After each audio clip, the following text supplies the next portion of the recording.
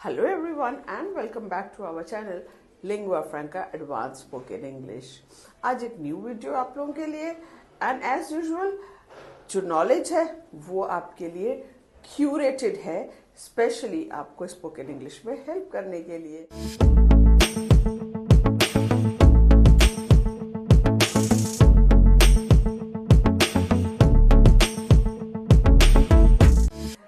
इस वीडियो को एंड तक जरूर देखिएगा अगर आपको कॉन्फिडेंटली, फ्लुएंटली और करेक्टली इंग्लिश में बात करनी है। लेकिन आगे बढ़ने के पहले एक इम्पॉर्टेंट अनाउंसमेंट आप लोगों के लिए।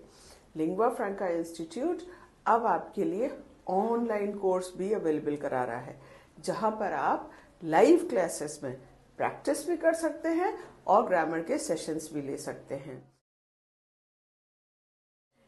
जहां कहीं भी आप वीडियो देख रहे हैं वर्ल्ड के किसी भी कोने में, आप सब लोगों के लिए ये गुड न्यूज है कि आप हमसे कनेक्ट हो सकते हैं इन लाइव क्लासेस।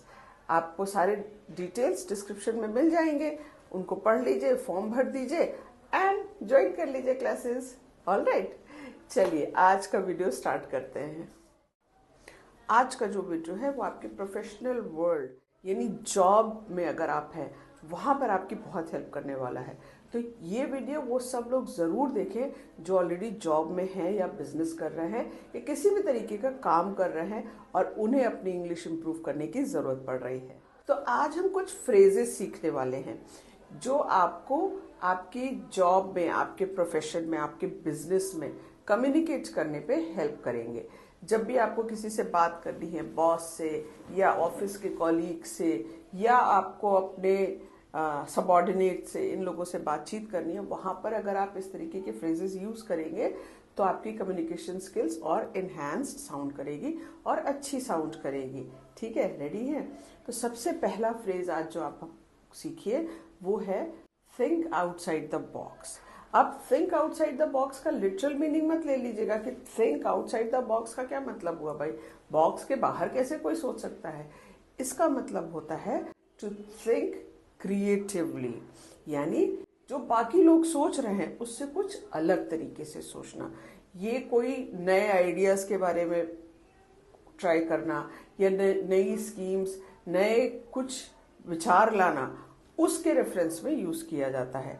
कि जब भी कुछ कहना हो कि अरे ये तो बहुत पुरानी सब चीजें हो गई, कुछ नया बताओ, कुछ अच्छा ऐसा बताओ कि बिल्कुल इनोवेटिव रहे, अलग रहे, वहां पे यूज करिए थिंक आउटसाइड द बॉक्स। इसका एग्जाम्पल ऐसे समझिए, the boss asked everybody to think outside the box for the launch of new product.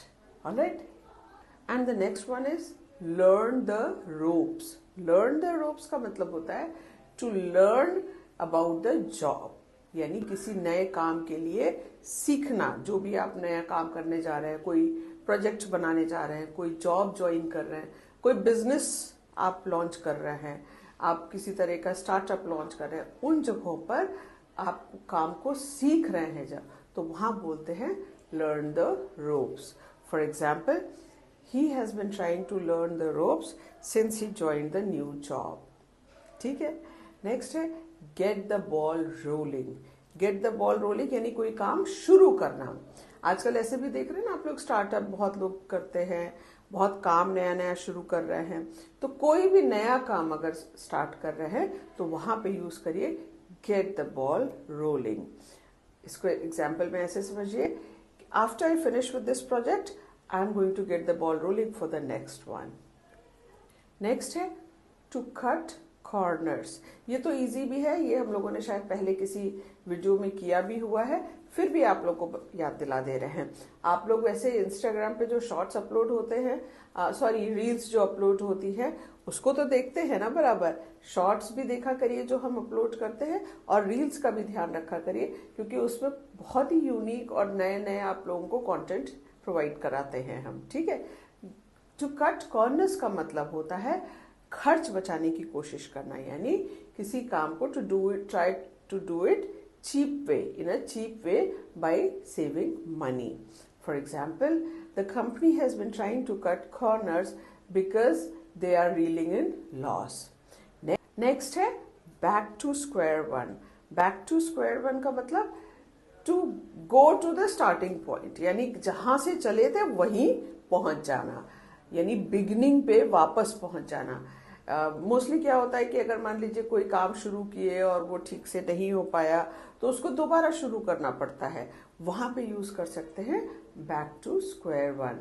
For example, since this project failed we are back to square one. Next, in the loop. In the loop का मतलब informed and updated, यानी कोई अगर work चल रहा है, कोई project चल रहा है, तो जितने लोग हैं उन लोगों को पता रहे कि क्या काम हो रहा है। सिर्फ 1% ना काम कर रहे या सिर्फ 1% के पास भी सारी इंफॉर्मेशन ना रहे, सभी लोगों के पास में इंफॉर्मेशन रहे, तो वहां पे आप यूज कर सकते हैं to be in the loop. For example, keep me in the loop about the next meeting. Alright, next is to touch base. Touch base का मतलब होता है किसी से ब्रीफ कांटेक्ट करना या कनेक्ट करना। जैसे अगर आपको किसी मीटिंग के लिए किसी को अप्रोच करना है, या कोई दूसरे ऑफिस के या सेम डिपार्टमेंट में दूसरे सेक्शन के लोगों से आपको कनेक्ट करना है और कुछ डिटेल्स देनी, किसी एक प्रोजेक्ट पे साथ में काम करना है। अब वहां पे बहुत डिटेल इंफॉर्मेशन जब आपको देनी हो, उसके पहले आप थोड़ा सा उनको इन्फॉर्म कर सकते हैं, उनसे कनेक्ट कर सकते हैं कि हम इस मैटर पे आपसे बात करेंगे। वहां पे यूज करिए टू टच बेस।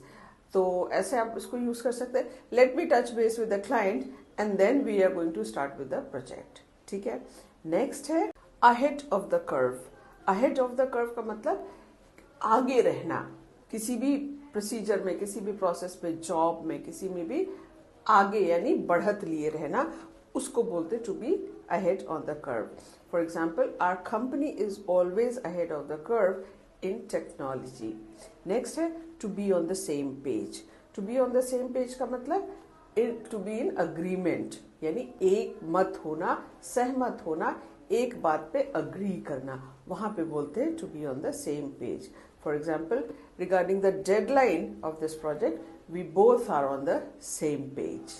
Next है to raise the bar. Raise the bar मतलब कि कोई सेट स्टैंडर्ड को एलिवेट कर देना या उसका बेंचमार्क बढ़ा देना, to increase standards.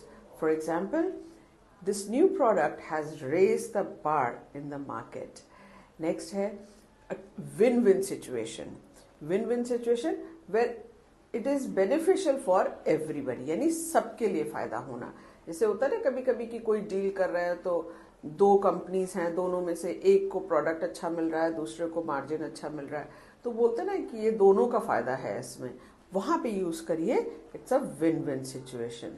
For example, this new deal is a win win situation for both the companies. Next is bring to the table. Bring to the table को समझने के लिए ऐसे एक एग्जाम्पल समझिए कि मान लीजिए कोई एक टीम में पर्सन है जो आपकी नजर में बहुत कम काम करता है या बहुत स्लो काम करता है, तो आप बोले कि अरे इसका काम ही नहीं समझ में आता, कुछ करता तो है नहीं ये, तो वहां पे आपको सामने वाला आपका जो भी कॉलीग है वो करेक्ट करे कि अरे नहीं, ये स्लो जरूर काम करता है बट बहुत लीड्स क्लोज करता है, ये बिजनेस भी बहुत लाता है, तो इसकी वैल्यू है भाई। तो जब भी कोई वैल्यू ऐड करता है टीम में, उसके लिए कहा जाता है bring to the table. For example, he brings a lot of business to the table. ठीक, next is hit the ground running. hit the ground running का मतलब कि जैसे ही काम शुरू किया बिल्कुल क्विकली, फटाफट, सक्सेस के साथ में, मतलब तुरंत काम में लग गए और उसको अच्छी तरीके से एग्जीक्यूट कर लिया। To do something quickly and successfully, उसको बोलते हैं hit the ground running. For example, the new employee hit the ground running. Next, blue sky thinking. Blue sky thinking का मतलब to think creatively without limits. जैसे sky होता है कि कोई लिमिट नहीं होती है, इनफाइनाइट, उसी तरीके से थॉट प्रोसेस भी अगर इनफाइनाइट रखा जाए, नो लिमिट्स, वहां पे यूज कर सकते हैं blue sky thinking. For example, the workshop encouraged us for blue sky thinking. Next है क्लाइंब द कॉर्पोरेट लैडर। इसका मतलब होता है to get promoted in a company, यानी जो भी जॉब पे काम कर रहे हैं उससे एक स्टेप ऊपर या दो स्टेप ऊपर, जो भी कंपनी डिसाइड करे उस पर प्रमोशन मिल जाना। For example, he was really elated when he climbed the corporate ladder।